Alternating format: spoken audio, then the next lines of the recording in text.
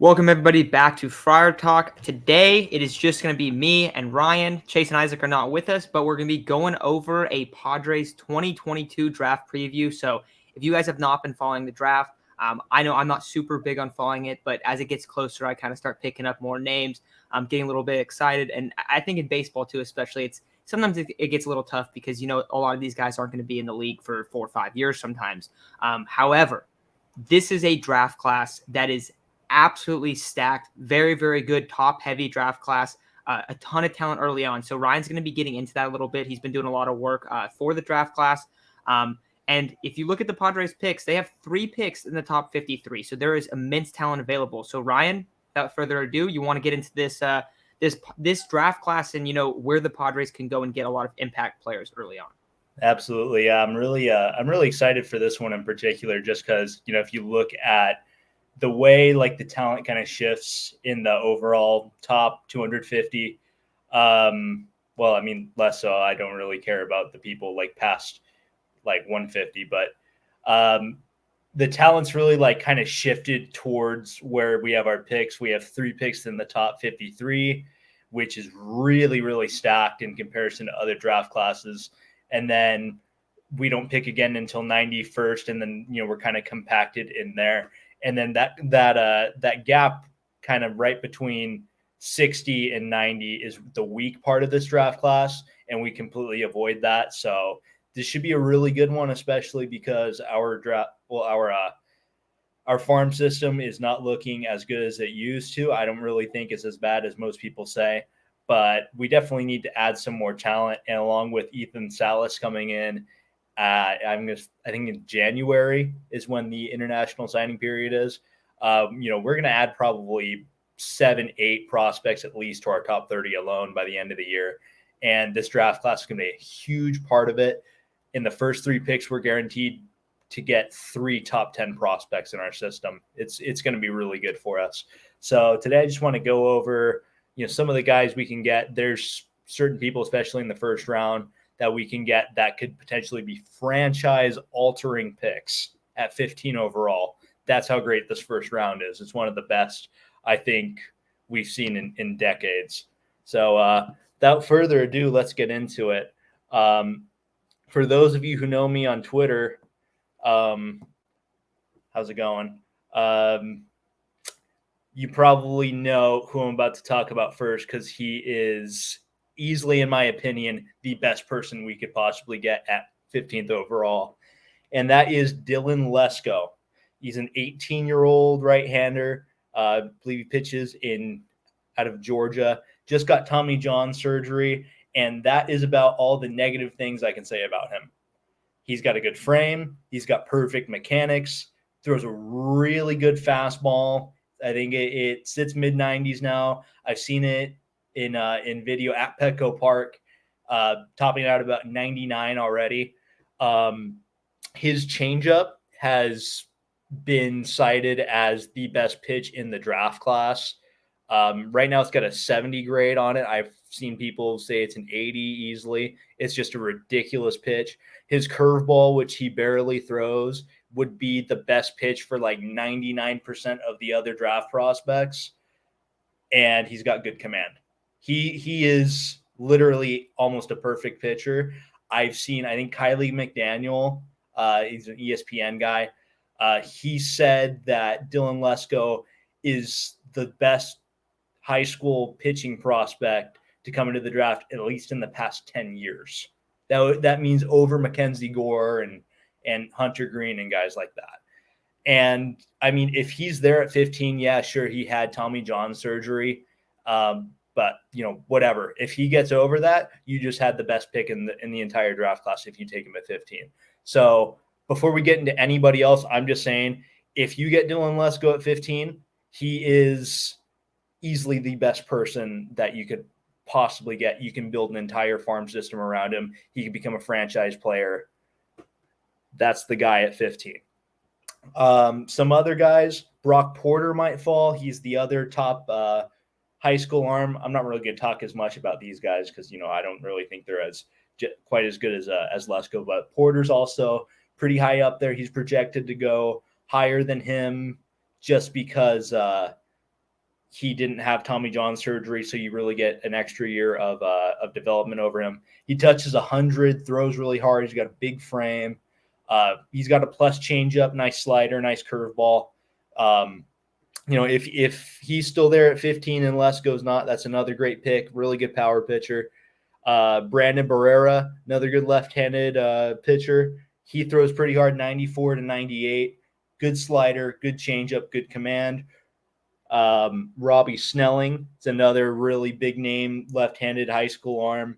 He throws up to 97. He's got a really good curveball. So that's kind of like, those are like the big four in terms of high school arms that we could get at 15th overall. Obviously, pitching is kind of a weak point in our farm system. Justin Crawford's a name that's come up a bunch. He's the son of Carl Crawford. He's a good hitter, really good contact skills, great center fielder, great runner, really nice frame, 6'3", 175 pounds. The only reason why I am cautious of taking him is he does not hit for a lot of power, especially for someone who's 6'3" and is Carl Crawford's son. There's a lot of slap to his hitting. Other people will say, like, he slashes at the ball like his dad, which, yeah, I can see it. But, he's not like a, traditional MLB drive the ball power hitter. He's very much, at best, a line drive guy. And, you kind of have to ask yourself, if you want him to reach a ceiling, do you really think, the Padres are the best team to completely overhaul his swing? We've also been connected to a couple of shortstops. Cole Young was mocked to us today by Baseball America. He's really similar to Justin Crawford. He's got like kind of a leaner frame, 6 foot, 180.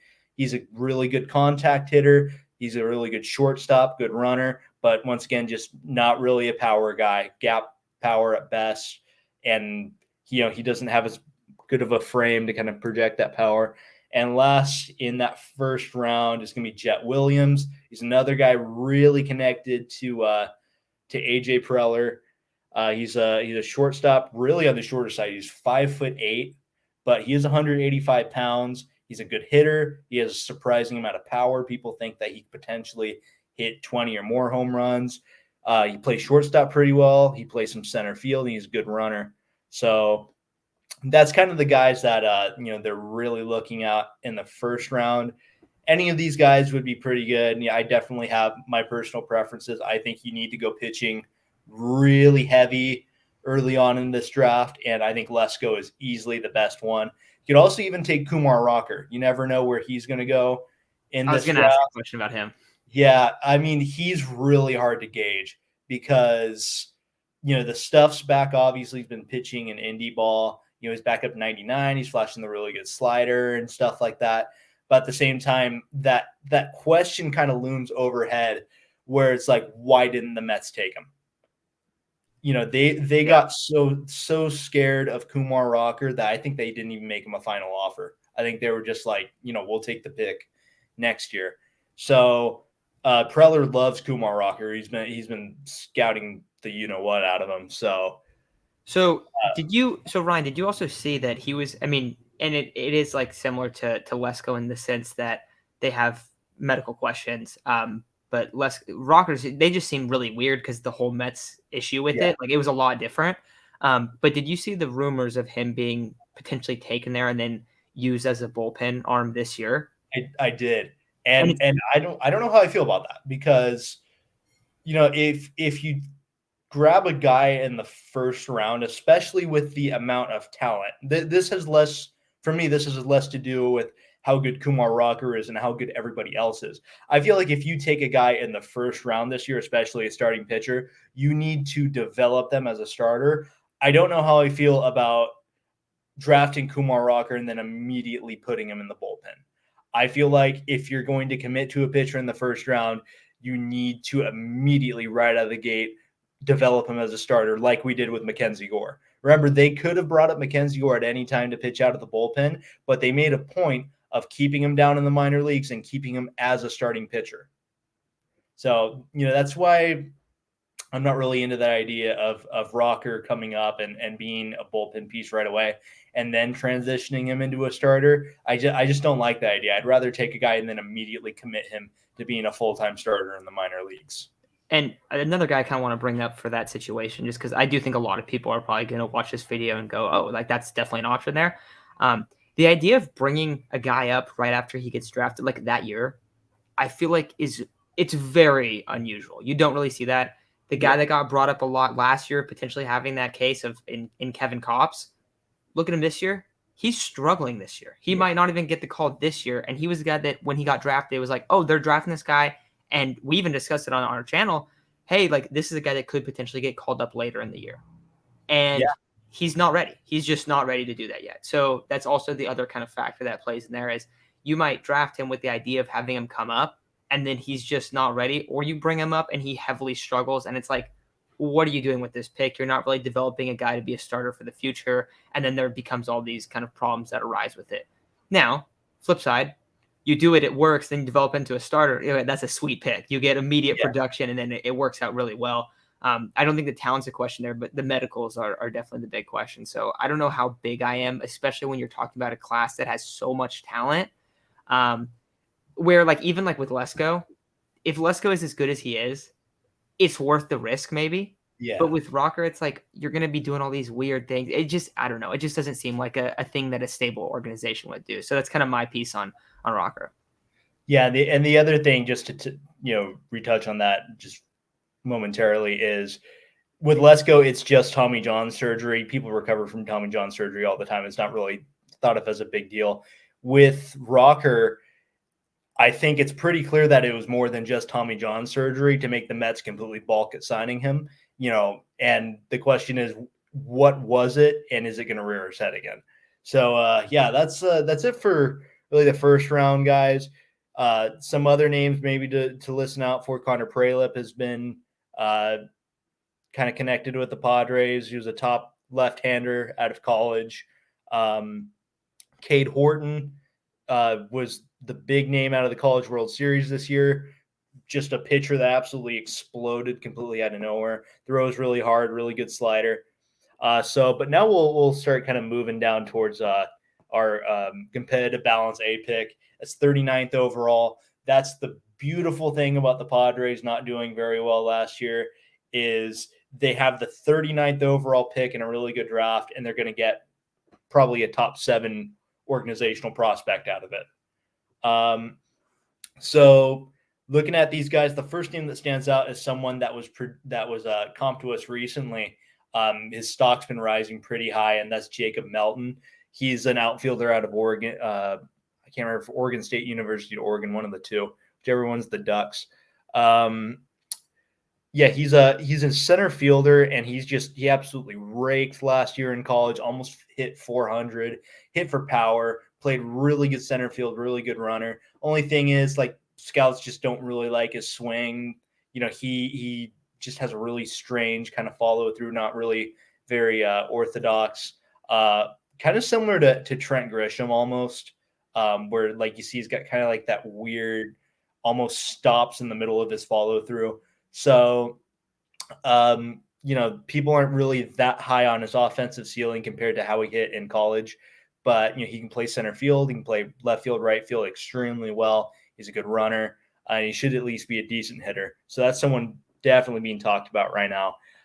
Peyton Pelle, I'll touch on him briefly just because, if we take someone like Lesko in the first round, you're not going to take another Tommy John guy.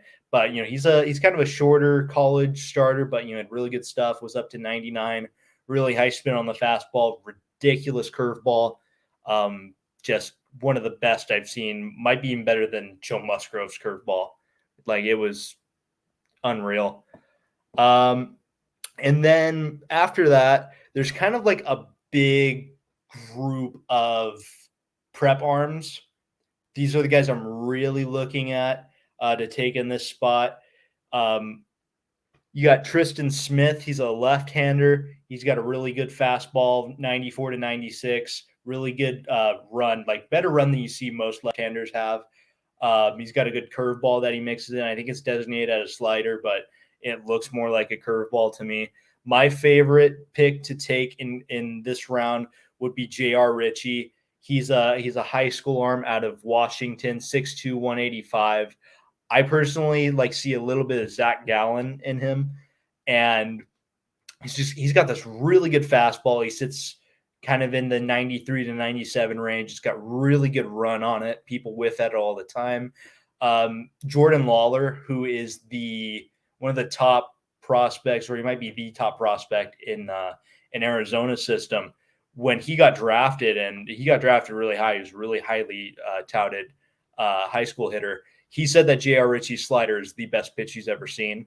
And having watched it, it's kind of a bit more like a slurve than a traditional slider, but it's got really good break. It plays off the fastball really well. Throws a changeup and a curveball too. Throws strikes. Out of everyone in this area of the draft, I think he's the most polished starter, and he has the highest ceiling, best overall mix of stuff. But there's a couple other guys. Noah Schultz, really big, tall kid, 6'9". He's gotten some Randy Johnson comparisons before, which, not everybody gets compared to Randy Johnson. So that's something to look out for. Fastball velocity has been kind of an issue. Sometimes he's up to 96. Other times he's sitting around 90. So inconsistency is an issue there. His slider is ridiculous, though. It's one of the best pitches in the draft. Really high spin, really sharp break. I don't even know who to compare it to. Maybe Chris Sale in his prime. But it's one of those things where if you watch it from the home plate view, it just it starts on one end of the screen, and then before you know it, it's on the other end of the screen. It's a really unhittable looking pitch. And then, there's just a couple other arms in this area. You could look at Thomas Harrington. He's a good college arm, but his velocity's been inconsistent too, but he's got a good slider, good changeup, high floor over high ceiling. Owen Murphy's another guy. People think he can grow, a lot into his arm. So yeah, that's kind of who we're looking at competitive balance A. I was going to bring up something quick because you're bringing up a lot of these starters, and maybe they have velocity issues, maybe they have some command issues and stuff. Yeah. But also, when we're looking at this Padres coaching staff, we got to remember that was the same thing with Mackenzie Gordon, where his fastball was going up and down. He's kind of all over the place. And you see Ruben able to come in and really improve his mechanics immediately. One of our biggest kind of concerns for the Padres organization after last season's meltdown was that the coaching staff was abysmal, and that we really wanted to see them focus on improving the developmental staff, the pitching staff, everything, right? And it feels like right now the Padres pitching coaching staff and just overall coaching staff is tremendously better than what has been in the past. Yeah. So you bring up a guy who is the guy that you just said that had the fastball where it's 90 sometimes, then it goes to 96. Noah Schultz. Yeah, so you bring up him.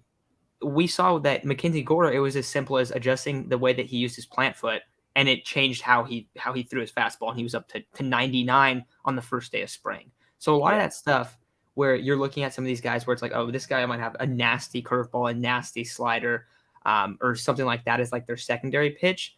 You can end up landing one of these guys, and a lot of those question marks that are there, good organizations and good coaching staffers are able to resolve those. So I think that it's really important that we kind of bring up the high end tools of these guys, which I like that you're bringing up right now.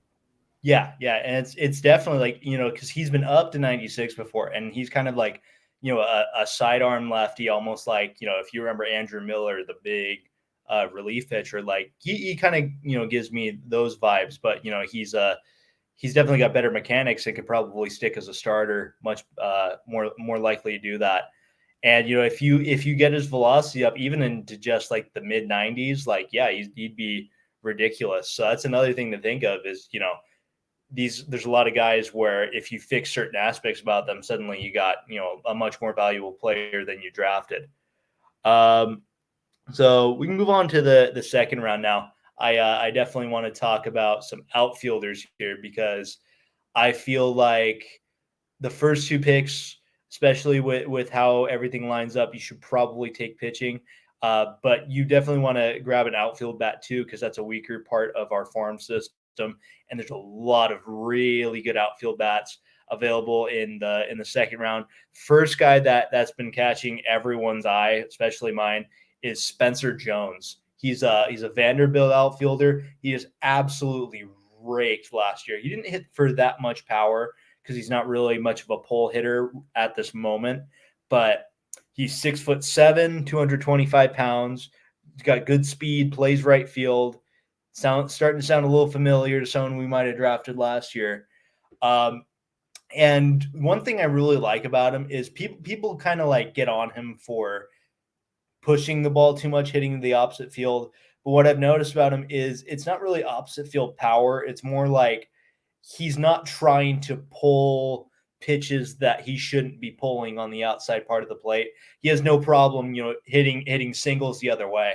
But having watched him hit for power to his pull side, if you kind of tweak his swing to where he's more geared to do that on a more consistent basis, you have got a ridiculously talented player. Yeah, his strikeouts are pretty high, but I mean, the only way I can describe him is watching him pull home runs is like watching a bigger version of Matt Olson hit home runs. He's just got ridiculous power. So he's definitely my top name there at 53. Another kid getting a lot of hype is Roman Anthony out of Stoneman Douglas. He's a high school outfielder. Same thing, really good pull power. Plays center field, so he can easily transition to one of the corners or stick in center field. He's just not as good of a contact hitter. Probably not going to hit for much average unless he makes some adjustments, but he does have really good power. There's another guy I wanted to talk about, but I think that was Jacob Melton, so I already covered him. So we'll get into like some of the other guys then that are in this area. Walter Ford, he's another prep arm.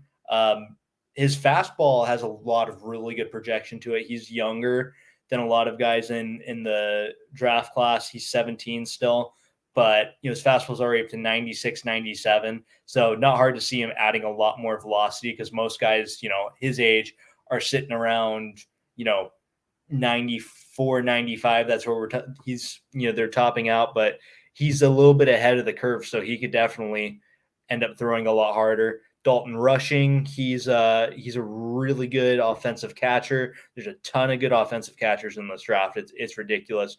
Malcolm Moore's another one. He's a really good offensive catcher. So with automated strike zones coming in, it might not be a bad idea to look towards more offensively minded catchers now that, I don't want to say pitch calling, but, framing and stuff like that is becoming a little bit less important, especially when they implement automatic strike zones in 2024. Jackson Cox, Adam Mazur, and Jonathan Cannon. Those are a couple arms that are going to be available as well around this pick. They're all just really, decent power arms. They're up into the mid-90s. Cox is a good curveball. Mazur is good at slider. Jonathan Cannon throws a really good cutter that people love, and he throws a lot of strikes too. So he's a kind of a high floor type guy. So that's kind of all the guys I wanted to cover for round 2. You got any thoughts, Matt? The one thing I want to bring up is I do think adding some outfielders is going to be crucial because we look at the Padres system. Well, we look at the Padres right now, their team, because the purpose of prospects is that they reach your system and they play for your team, or you move them for great players, right? Yeah. And we look at the Padres team. We know who the middle infielders are right now.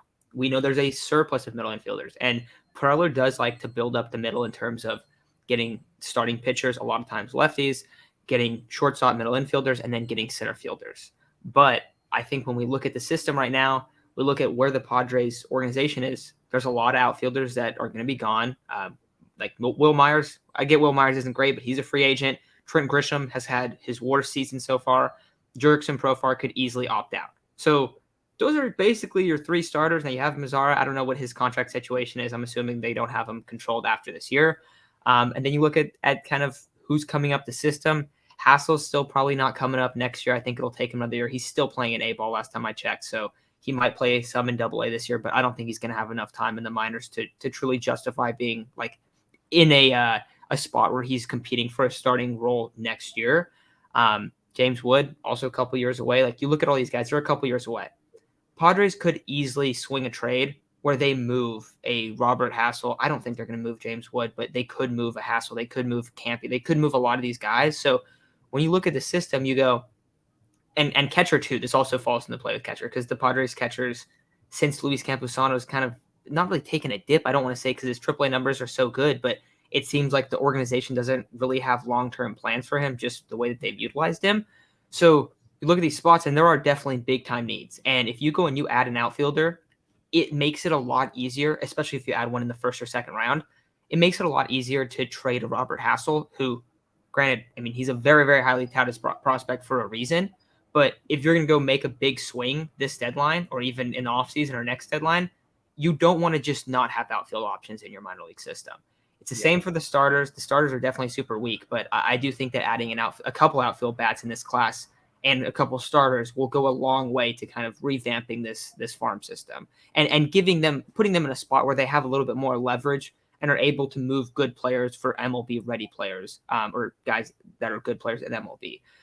So I think that that's a big aspect of this draft, especially that it's so close to the trade deadline too, where it's like you're getting these guys, and then maybe a week later, your farm system is going to get shaken up because you're going to make trades. So it is, I think, a crucial element of this class is to add impact bats in the outfield. Yeah, I agree. And, other than the two guys you mentioned, and Esteury Ruiz, who just completely came out of nowhere this year, he's probably going to get his shot soon. So, he's not, I don't even really count him as a prospect. He's just inevitably going to get called up, and we're going to see if he's the real deal or not.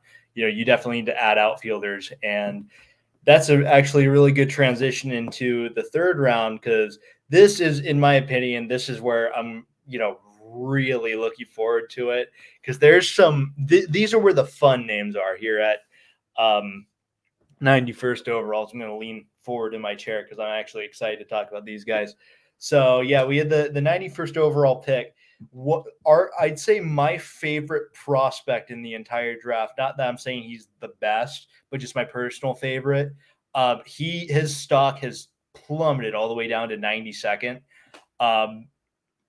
And I'm big on buying low on guys. I think this might be the guy if he's there at 91st overall. I doubt it, just because of how big of a name he was coming into this draft class in the years prior. And that's Ryan Clifford. He's an outfielder, plays a lot of first base because he's not the best outfielder, but he's not completely horrible.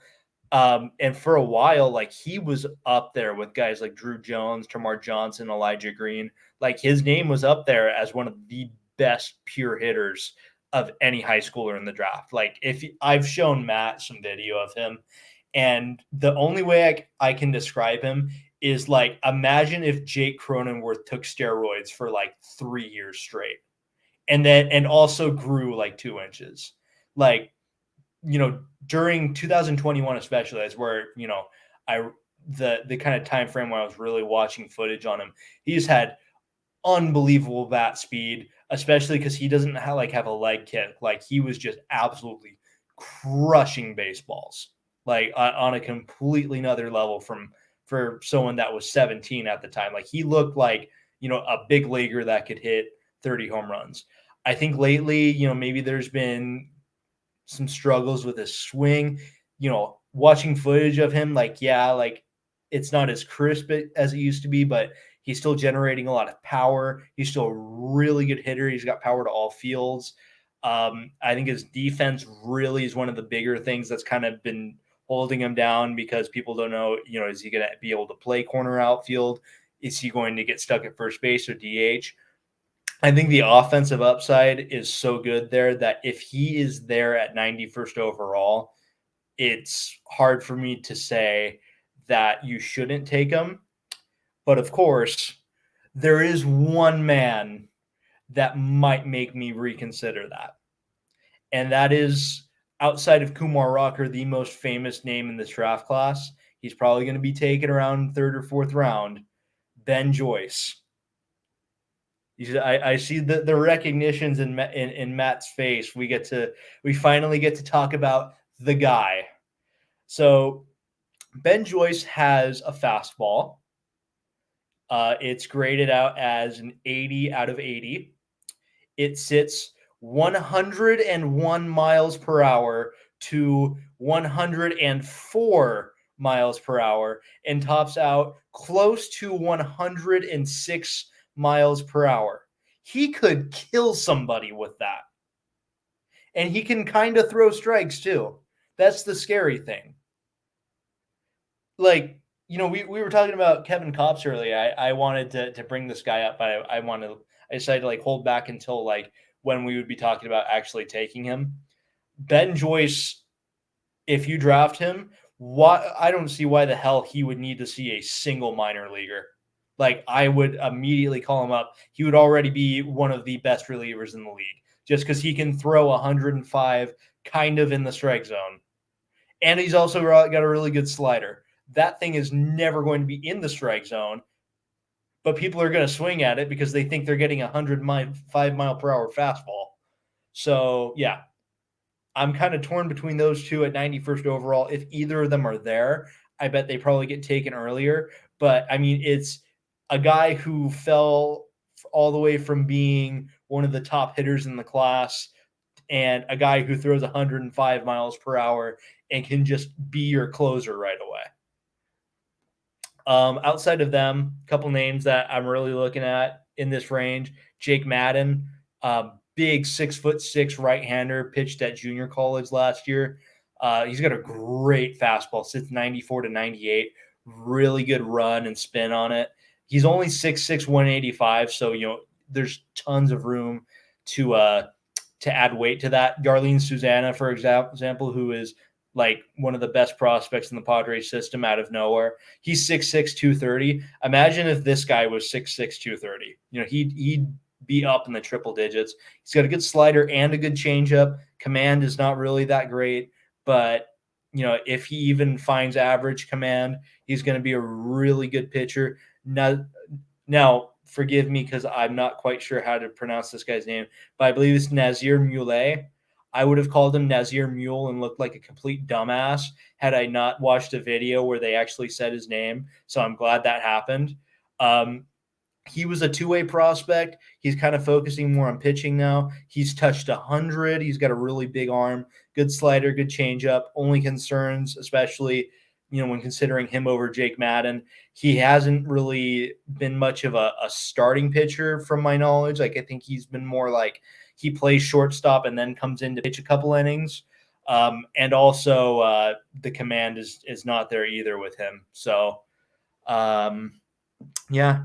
And then Ivan Melendez is supposed to go there. He was the college player of the year. He's a first baseman. That's it. He will not play anywhere else. He probably can't even play first base. But he hit over 400 and hit 30 home runs. Where did he play? Oh, pardon my language. So sorry. Where did he play? The Mississippi State? I thought he played for Oklahoma or whatever. Or Tennessee, one of the two. But yeah, ridiculous numbers, ridiculous power hitter. Out of any hitter in the entire class, he probably has the highest floor. He could easily come up within a year or two and just be a top end DH or first baseman offensively. And Jacob Reimer, he's a third baseman, prep third baseman in California, really good hitter. But he got forced off of shortstop to third base, so he doesn't really have positional flexibility. So yeah, those are the fun names in the third round. You got anything to add to that? It's just insane how many power arms are available there. You have guys that, hitting 106, that's Chapman-esque right there. That's insane. But then there's also so many other guys that are touching 100. And like I was saying before, with some of the guys that have command issues and whatnot, you lose a couple miles to that fastball and you're still going 98. Yeah. That's high velocity. That's elite, So I think looking at just all the immense talent in this class, and a lot of these guys too, even if they don't turn out as starters, you're throwing gas like that, you can also be a very like impactful bullpen arm. So still super intriguing. And I think that's what makes this class so interesting is that there's like different kind of like areas where you can get specific types of players. And the Padres are in a lot of good spots where they can round out their farm system really good. I mean, you brought it up, you might have add 3 guys into your top 10. That's incredible. And, you know, the Padres farm system does fall out after like, I think it's like 5 or 6 after Merrill Wood kind of area. But this is a good way to kind of fix things up. And also, like, if you're thinking, well, like, yeah, every team has these spots. A lot of teams don't, and a lot of teams lost draft spots because they went and signed free agents. So the Padres have even though the Padres are picking 15th, they have a lot more draft capital than many of the other MLB teams. So they can go and add a lot of impactful players. Yeah, the Padres picked twice in this draft before the Dodgers do. You know, for example, the Dodgers. I don't bring them up because, you know, the whole divisional thing. It's more because they were the most impacted team by this draft. Like their first pick is at 40th overall, and you know we pick 15th and 39th. So I just want to wrap it up after that. Just throw out a couple names of people that I really like in the later rounds, just to kind of get their names out there. I don't want to talk too much about guys kind of in this range because, you know, they're the less interesting ones. I think we've already covered the more interesting names. One guy looks like he might go in the 4th round. Chase Shores. He's I'm going to be talking about a lot of power pitchers. So just going to just say that now because, you know, I don't want to, you know, you're going to see a pattern. But Chase Shores throws about 93, 96, tops out 97, 98. Good slider, curveball and changeup as well. Command needs to be worked on. He's 6'8", 250 as a high schooler. So, you know, he's one of those guys where, like, yeah, you draft him. Maybe you turn him into a big power starting pitcher. If not, he could definitely make it as a reliever. Jack O'Connor, I believe he pitched at Petco during the draft showcase. He looked really good. Set 96, 97. He had some good off-speed stuff. Command was an issue before, but he looked really good in that one outing. So, you know, if he's available kind of in that range, he could definitely be somebody that you take a look at. Where is the next guy? David Lally is another guy I'm definitely looking at. 6'4", 210, committed to Notre Dame. Just another good power arm. He sits kind of in that 90 to 96 range, but he's been up to 99. Got a really good changeup, and he throws curveball, slider. Another guy could make it as a starter. If not, definitely could make it as a bullpen arm. Great. Here comes another name I'm gonna mess up, so prepare yourselves. Grayson Saunier. I think I got that right. He's added some velocity, and all of his off-speed stuff is supposed to be really good. He throws slider, curveball, changeup, and I believe he also throws strikes pretty well. So, you know, he's kind of that guy where, like, you know, all his off-speed stuff's really good, but, like, it's just like if he didn't throw so, like, low in velocity, and he's starting to kind of add some. So, you know, he could definitely be someone to look at there. Zach Crotchfelt. I don't actually like him. I don't know anything about him. I just wanted to say Zach Crotchfelt. And then last but not least, one of the guys I'm looking at in the 6th round is a shortstop named Iva Arquette. He is from Hawaii. He was a basketball standout that just now fully committed to playing baseball. You know, he's a decent hitter, decent fielder, all that. The thing that really stands out to me, though, is that at age 18, he is already 6'4", 200 pounds, and he plays decent shortstop. Really, really good frame. I'm sure I don't need to say that. You know, he needs work on his swing. You know, definitely could improve defensively and all that. But, you know, once you start getting into deeper rounds, you want to look at guys who have positional flexibility and have really good projections. I can't think of anyone that has better projection than an 18-year-old who's already 6'4", 200 pounds. So, yeah, that's all the guys I wanted to talk about. I'm sure there's a lot that I did not cover, But, those are more my personal favorites. In reality, you could talk about pretty much everyone from, kind of like number 10 ranked on as somebody the Padres could take. I just wanted to highlight a couple of the names that stood out to me. So your thoughts, Matt? Yeah, I think it's going to be a really fun draft class. I don't know what we'll do during like draft day, but we got to do something because I think it'll be fun to kind of see if these picks turn out. Also, if you nailed any of them, we definitely need to clip them. So we'll post them on socials and all that. But it'll be fun to see. I mean, hopefully we land Lesko because it does seem like he has the highest upside of anyone. But there's also like so many different routes that the Padres could go. Carl Crawford's son would also be pretty sick just because I know he's not probably not the best option there, but Carl Crawford was a sweet player as well. So it also, you notice a lot of guys are like, they have family or dads that were in the bigs in this class as well. There's been quite a Andrew Jones. Yeah.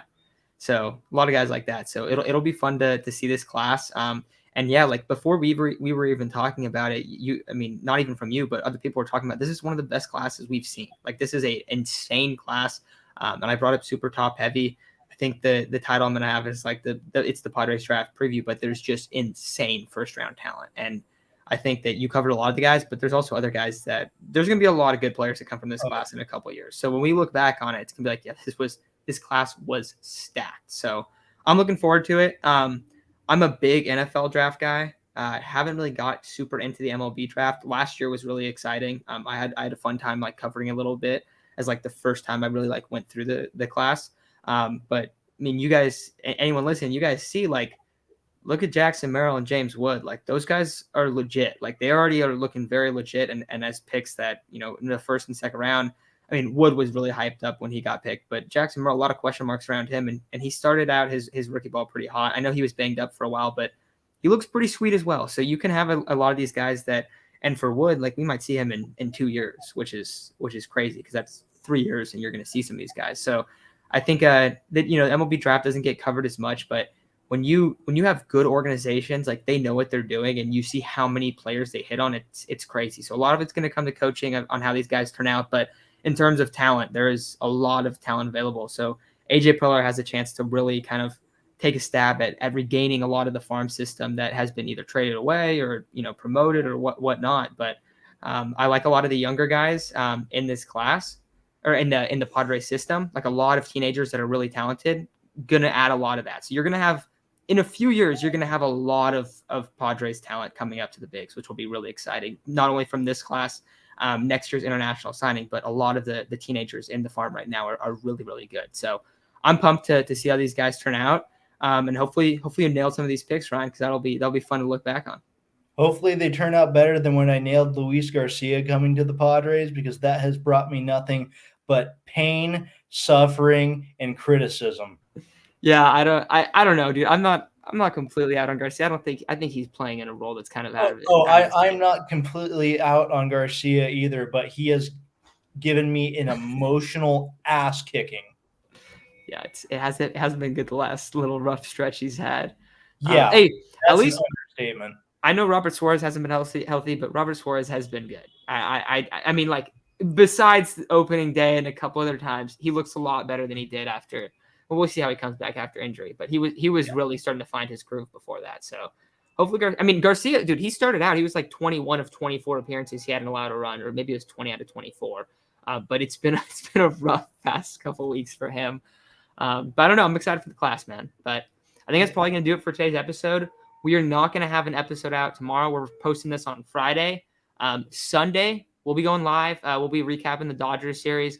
Brutal loss last night in that one, but hopefully things turn around. So you guys get almost a 45-minute video. Yesterday, you got like an hour, 10-minute live stream. So we've got a lot of Friar Talk content that has come out the last couple of days. So nothing on Saturday, but we'll be back Sunday going live. That'll probably be 30 minutes to an hour. So it'll be fun to talk about that. But we're definitely going to do some more draft stuff as we get closer. But this is kind of that first, draft preview for 2022. Because I think you went through a lot of guys that are interesting.